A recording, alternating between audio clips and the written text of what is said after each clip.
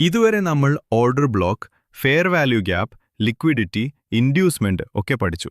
ഇപ്പോൾ ഇവയെല്ലാം എങ്ങനെ ഒന്നിച്ചൊന്നിച്ച് ചേർക്കാമെന്ന് നോക്കാം. ഇതാണ് സ്മാർട്ട് മണി എൻട്രി മോഡൽ. ഇതൊരു സ്റ്റെപ്പ് ബൈ സ്റ്റെപ്പ് ഫ്രെയിംവർക്കാണ്. ഒന്നാമത്തെ സ്റ്റെപ്പ്, മാർക്കറ്റ് സ്ട്രക്ചർ നോക്കുക. ട്രെൻഡ് മുകളിലോട്ടാണോ താഴോട്ടാണോ എന്ന് മനസ്സിലാക്കുക. എപ്പോഴും ട്രെൻഡിന്റെ ദിശയിൽ ചിന്തിക്കുക. ഇത് വളരെ പ്രധാനമാണ്. രണ്ടാമത്തെ സ്റ്റെപ്പ്, ലിക്വിഡിറ്റി എവിടെയാണ് എന്ന് കണ്ടെത്തുക. ഈക്വൽ ഹൈസ് ഈക്വൽ ലോസ്, അല്ലെങ്കിൽ പഴയ ഹൈ ലോ. ഇവിടെ റീറ്റെയിൽ സ്റ്റോപ്പ് ലോസ് ഉണ്ടാകും. മൂന്നാമത്തെ സ്റ്റെപ്പ്, ലിക്വിഡിറ്റി ഗ്രാബ് ആകുന്നതുവരെ കാത്തിരിക്കുക. പ്രൈസ് ആ ലെവൽ സ്വീപ്പ് ചെയ്യും.